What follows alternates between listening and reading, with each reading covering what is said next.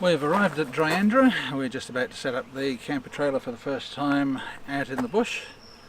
Did one set up at home just to check it out, make sure everything was there, and now we're going to set it up properly and get the campsite ready. We've got the car off and now ready to set up the camper trailer.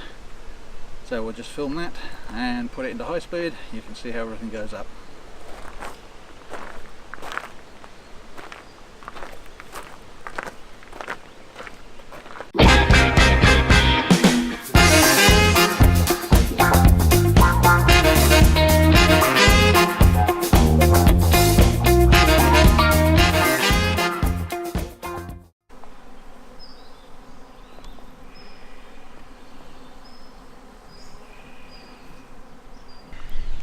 Okay, it's time to have a quick look around the camper trailer.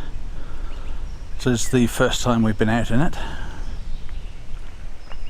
It's a Ranger camper trailer. Unfortunately, the company doesn't seem to be in business anymore. They were manufactured in Melbourne, all Australian made.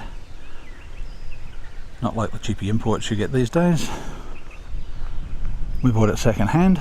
This is a 2008 model, so this is a very early model from the ones they'd made. They did make a number of different changes to this, but this is quite an early version, so we'll just have a quick look around and show you guys how it all works and what we got. Sitting up on the front is just the cover for the top. Behind that is a shield that protects the front of it from any rocks flicking up when we're driving. You can see the front carry box here. It's all locked down. It's got a couple of 20-watt panels. They're pretty small these days, but they do help keep the batteries going. You notice on the car our all-spark solar panels from Off-Road Living.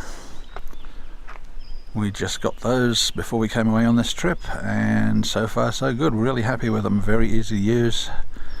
You can see on the edge of the panels there a number of different holes. You can hang it up in different places, different ways, different configurations. Light, convenient, and very, very pleased with them.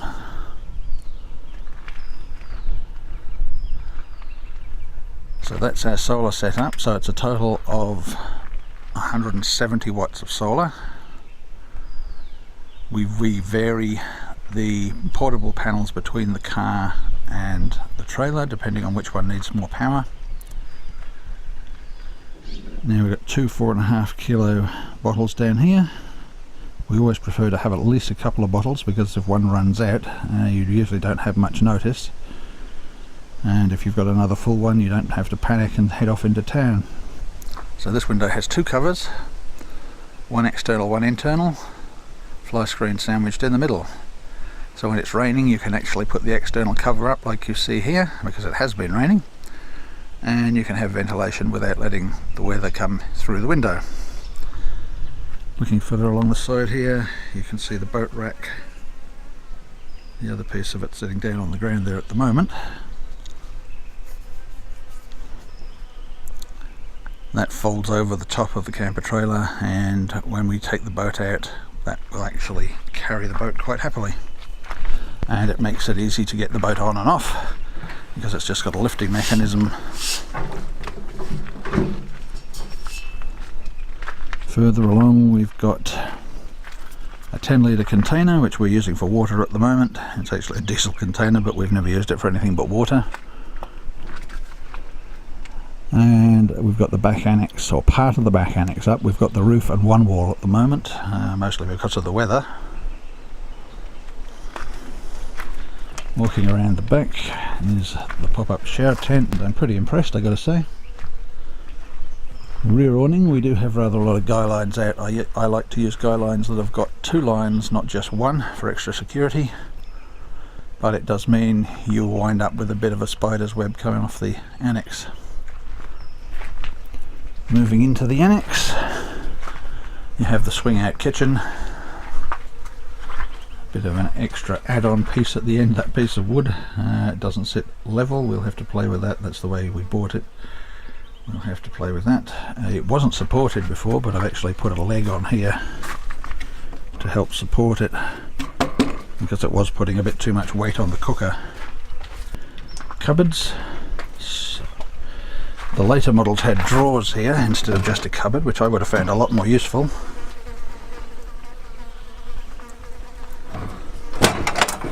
I added the handles to this. It only had the keys on, which is rather a strange idea. Much better to have handles. And inside there we keep all our cooking gear.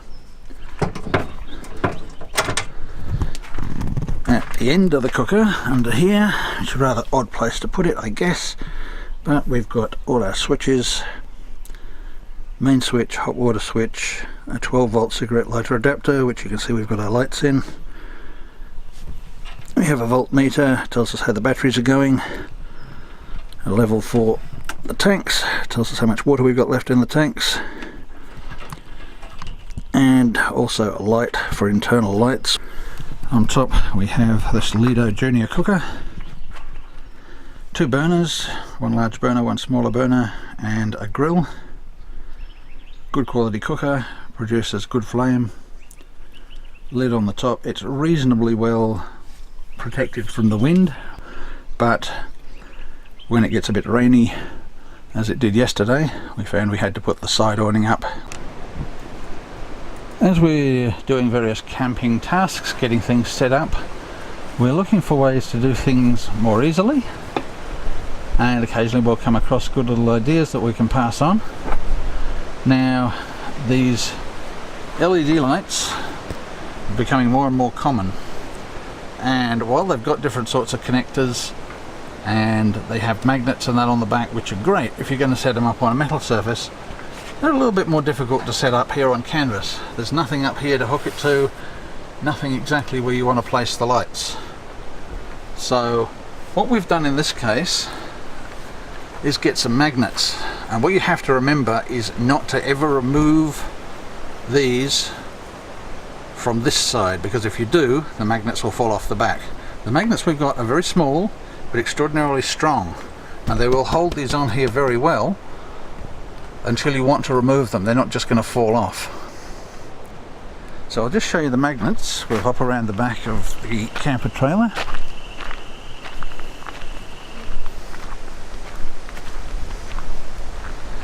The magnets are small and round, but extraordinarily powerful. In fact, they're the strongest magnets I've managed to find. Now, if you can see that little dot just up in here, just under my finger, that's one, and the next one is here. That's just 2 magnets holding that light on. And basically that means you can run these lights anywhere you want onto the canvas and position them just where you need them, which is really a lot better than having to rely on hooking to corners or hooking to tent poles and that sort of thing. The lights we've been fairly happy with. We did a review on them some time ago.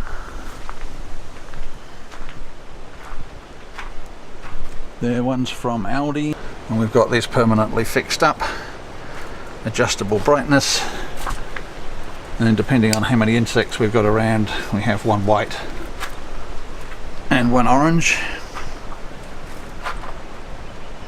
and they work pretty well. Great for nighttime out here. Now, a little change we made to the way this was set up. The board here was an addition that the previous owner had made to this cooking area, but unfortunately it wasn't supported. So all I've done to that is just put a pole on the end with a screw in the pole, and that now gives us a really solid support, so it's not putting so much strain on the cooker. I will probably eventually put another pole under the cooker itself. One of the problems with the cooker is if I don't have this piece of annex end up and it rains, the rain gets down into here and there's no drainage holes. So I'm thinking a small drainage hole in the side here and perhaps a small tent pole up through there as extra support would do a pretty good job at holding that up. But as you can see, we've now got our utensils sorted out a bit better than we had before. Bit of a work surface there, We have decided we need more work surface than that. We are going to get another table to put outside. We've got one inside at the moment, and we have to move that in and out as we need more space, which is a bit of a nuisance, so having a couple of folding tables would be very useful indeed. And the back of the trailer, there's a zip up section and velcroed on, and you can get to stuff in there. You can leave food and whatnot along the edge here if you want to. We haven't done that yet, but we probably will. Somewhere just to put some food ingredients while you're cooking, make life a bit easier. Okay, let's have a look inside.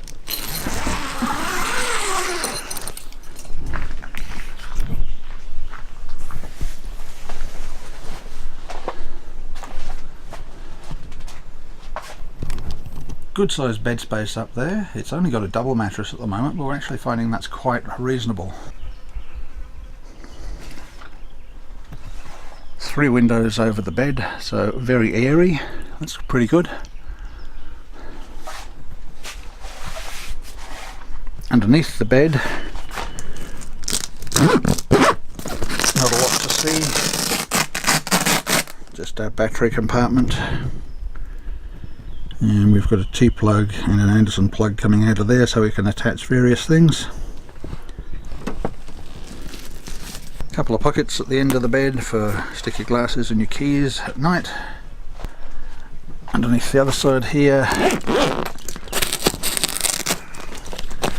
there are, you can't quite see them, but there's a couple of cigarette lighter adapters in there, and we run our recharging cables out from that, and just use this area here as a recharging station. And as I'm checking that, I can see that that one's charged up.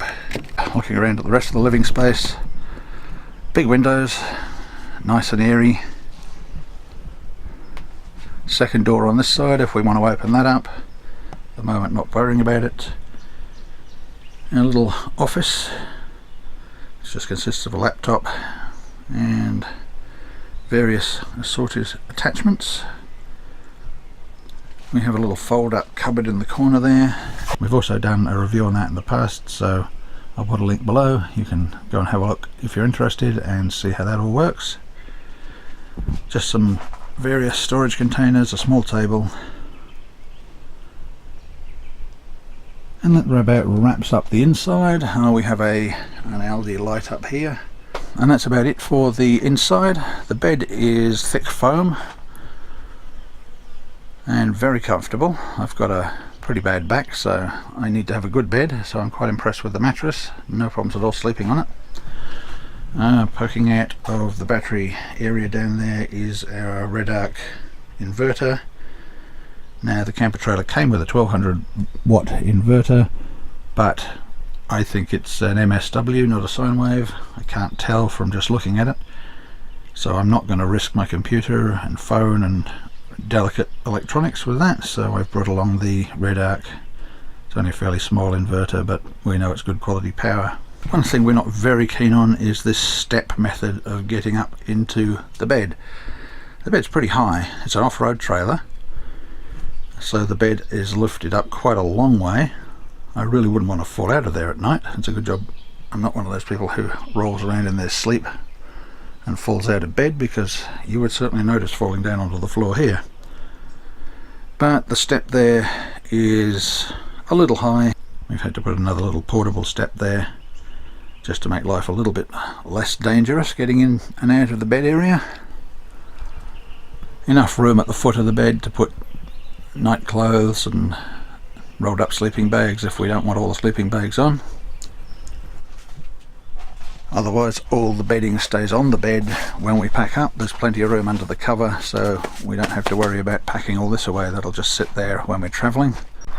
On the end we've got an extra zip-on piece which can be used to help cover that window if it's raining. Can also be used as an external shelter outside if you don't want to put up the full awning. Just having a look inside the front bin. That's where we keep our tent pegs, hoses and all that sort of outside bits and pieces. We've got our pump in a box. Right behind that is the pump that's attached to the camper trailer, flow jet. our additional shower if we want to use our portable shower, and the big container here, that's the hot water system, and attached to that we have its own hoses and taps out here, so you can use the internal shower system on the trailer if you want to. Little locking compartment down the bottom here to put tent poles, making use of a bit of space that would have gone unused, so that's quite useful. This is the outboard stand, so when we're bringing the boat along, that's where the outboard will sit. On the ground under there you can see our regulator for the solar system. Now ordinarily you would want to put those away in a dustproof, waterproof container. This is actually dustproof and waterproof itself, so we can use it as a portable regulator, and that's what we do. We move it backwards and forwards from the car to the trailer depending on which one we want to charge.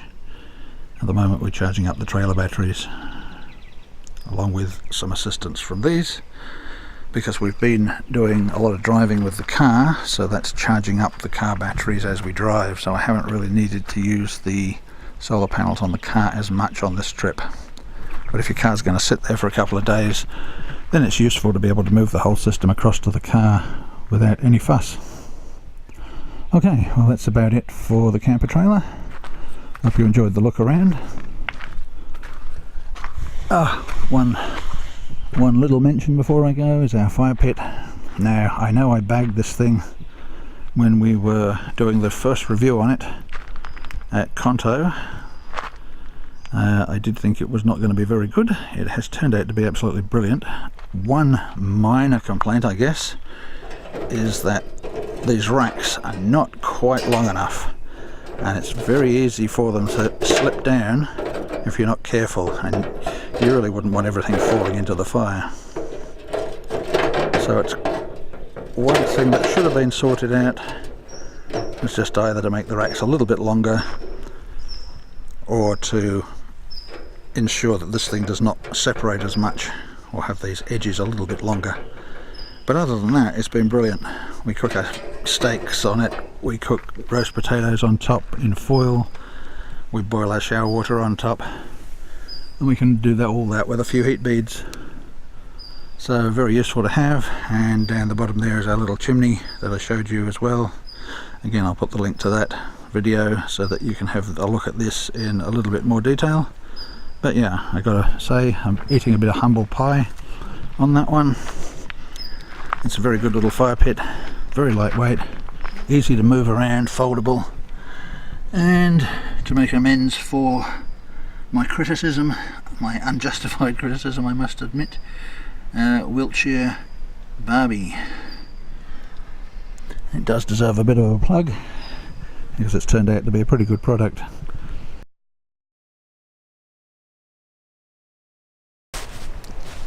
We did a review some time ago on the backlight that failed in the end, and we weren't quite so happy with that. I haven't updated that information. What we did, we took it back to Bunnings because it was still under warranty, and we got it replaced, but they didn't have the same model, so I can't comment on whether those are particularly good or not. Just say I wasn't impressed with the one that we bought. This was the replacement, similar design, but a different set out of lights. This one has a nice little USB charge port, which everything should have these days. It means you can just plug it into any USB device, charge it up.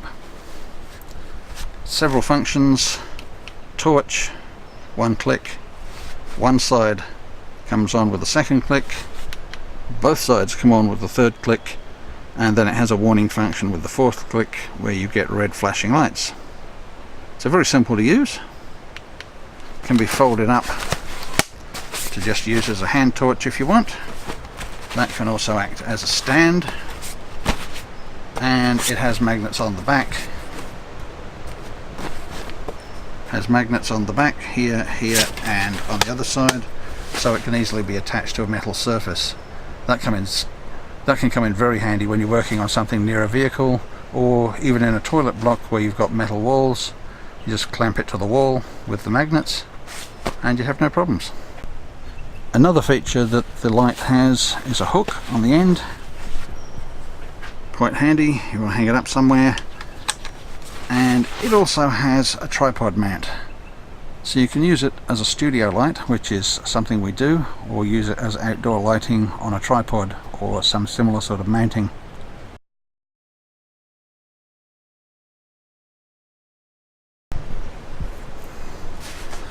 When you go away camping, you tend to want to keep things as small and convenient as possible. So if you want a bit of music with you when you go camping, good idea is to load a bunch of songs onto your mobile phone and to pick up one of these Bluetooth speakers. This one's a Sony, so fairly good quality. This one's a Sony SRS XB2. There's a bigger model than this, but this little fella we picked up for $30 on sale. And I'll just give you a listen to the quality of the sound we can get from that.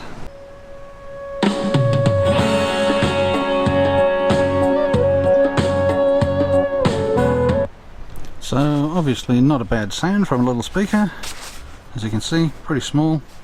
It's got an extra bass function if you need that, but I don't like extra bass, so we tend to keep that off.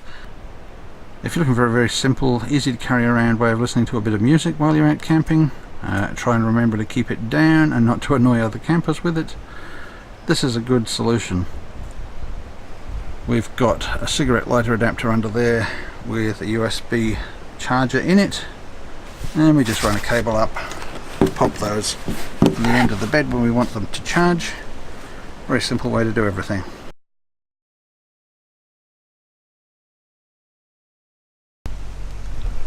An item we haven't seen very much of on many of the camping videos is a two-zone. What a two-zone does, it turns your standard angle fridge. We've got a 60 litre here, which I would estimate now is around about 12 years old. It turns your standard angle fridge into a fridge freezer.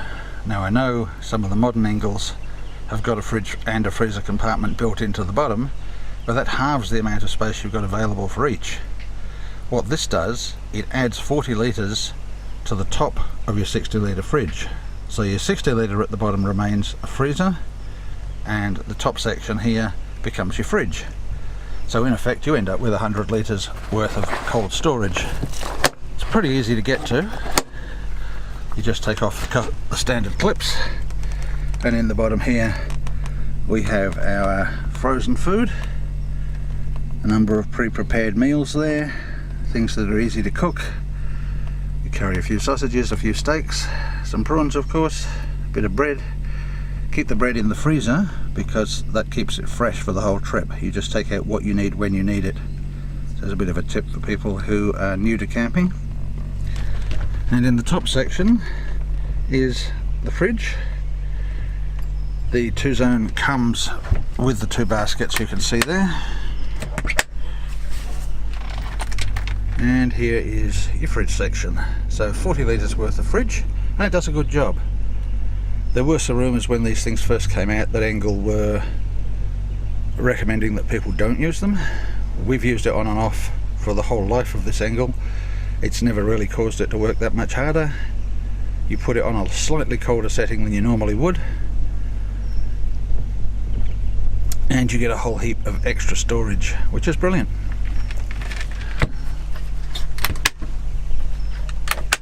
So if you've got an Engel fridge and you can get your hands on a two-zone and you want extra storage, it's the way to go. They are fairly expensive. When we bought it, just after we bought the fridge, which would make the two-zone about the same age as the fridge, they were about $400, so not a cheap item to add, but a very useful one.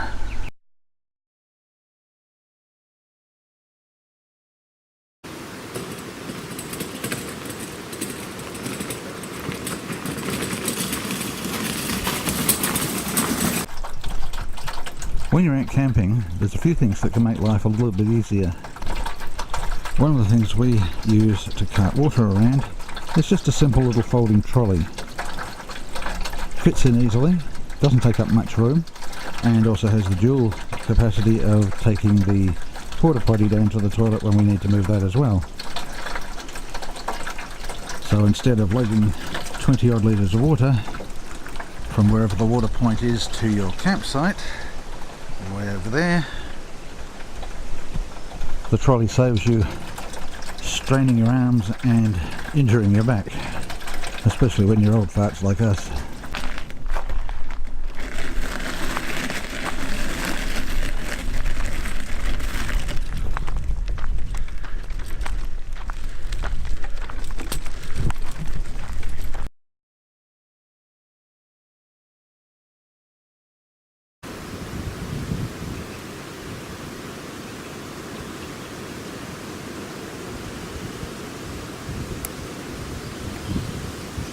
The good thing about having a portable regulator for your solar system is that you can easily move it between your car and your caravan, your camper trailer, your tent, whatever you're using at the time.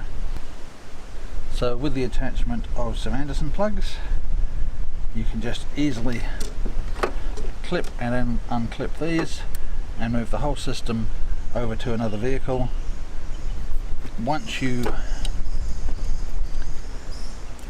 In order to do that, you really need a regulator that is weatherproof. This one is. This is a Tracer 3906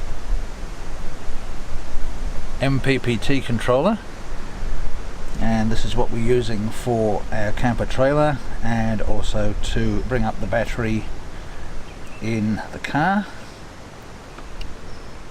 The battery in the car runs the Angle fridge, and the battery in the camper trailer runs the pump and the lights. So to be able to move between those two without having to attach the whole system up together is very useful.